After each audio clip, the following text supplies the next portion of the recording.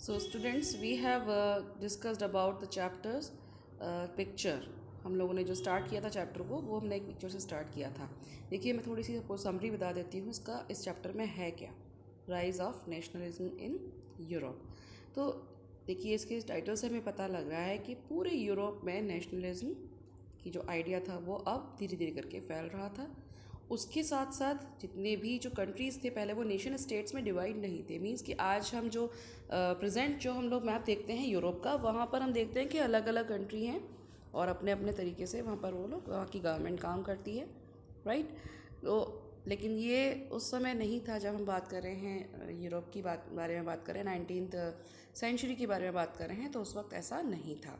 उस वक्त क्या था वहाँ पर, उस वक्त अलग अलग एम्पायर में ये सारे स्टेट डिवाइडेड थे. जैसे आज हम लोग बात करते हैं, अगर इंडिया की बात करते हैं तो वहाँ पे अशोका का एम्पायर था, फिर गुप्ताज का था, मौर्यंस का था. तो अब इसी तरह से यहाँ पर भी एम्पायर्स में डिवाइडेड थे ये जितने भी कंट्रीज़ हैं.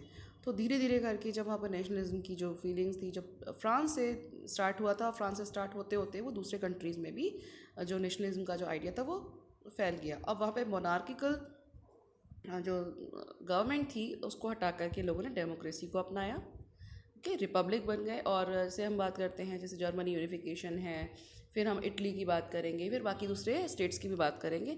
तो अलग अलग जितनी भी कंट्रीज़ थे वो उन्होंने अपने को नेशन स्टेट्स में चेंज किया.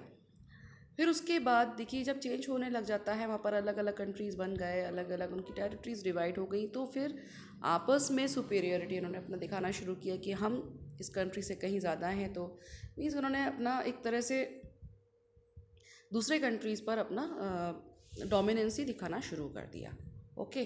अब बड़े बड़े जो कंट्रीज़ थे उन्होंने तो अपना यूनिफिकेशन किया और नेशन स्टेट्स बना लिए. बट लास्ट में जो छोटे छोटे जो कंट्रीज़ रह गए थे, जो कि ऑटोमन एम्पायर के अंडर में थे, और ऑटोमन एम्पायर एक मुस्लिम एम्पायर था, तो वो जो छोटे छोटे कंट्रीज़ थे वो उससे अपने आप को अलग करना चाहते थे. अलग करने के साथ साथ वो आपस में एक दूसरे पर डोमिनेंस होने की कोशिश कर रहे थे.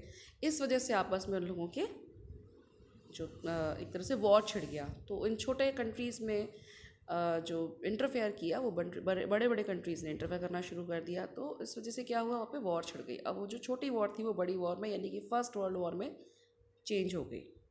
फर्स्ट वर्ल्ड वॉर के बाद वहाँ पर फिर जर्मनी के ऊपर सारी बात आ गई कि जो भी किया था वो जर्मनी ने किया था. या आप लोग 9th क्लास में भी पढ़ चुके हैं, हिटलर का जो चैप्टर था आपने, उसमें भी इसमें ये सब पढ़ा हुआ है. तो जर्मनी में के साथ उन्होंने क्या किया था ये हमें मालूम है. उसके बाद एक इंसान आता है, हिटलर आता है, उसने पूरी तरह से चेंज कर दिया जर्मनी को, और उसके बाद उसने अपना बदला लिया और सेकेंड वर्ल्ड वॉर छिड़ गया. ओके. तो ये सब चीज़ें हम लोग डिस्कस करेंगे इस चैप्टर में. ओके. और फिर उसके अलावा भी दूसरे कंट्रीज़ पर, पूरे जो वर्ल्ड है उस पर इसका क्या इम्पैक्ट हुआ, इस चैप्टर में इस बारे में भी हम लोग डिस्कस करेंगे. तो स्टार्टिंग में हम देखते हैं, during the 19th century nationalism brought about sweeping changes in the political and mental world of Europe. And second, nation states emerged in place of multinational dynastic empires of Europe, which we have discussed. तो जो छोटे छोटे nation states थे वो अब emerge होने लग गए थे, जो कि मल्टी नेशनल डायनेस्टिक एम्पायर्स थे उससे.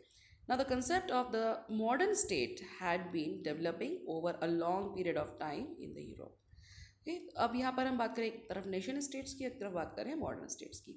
मॉडर्न स्टेट्स का मतलब होता है कि जिन्होंने पुरानी परंपराएं हैं, पुरानी जितनी भी सोच थी गवर्नमेंट को चलाने की, सॉरी एक तरह से कंट्री को चलाने की, वो उन्होंने अब धीरे धीरे करके उसको उसमें चेंजेस आ रहे थे. ठीक है. तो ये यहाँ तक आपको मैंने आपको भी पूरी जो समरी बताई है इस चैप्टर की वो है. फिर आगे अभी दूसरे स्लाइड्स में आपको इस बारे में और भी डिस्कस करते हैं. ओके.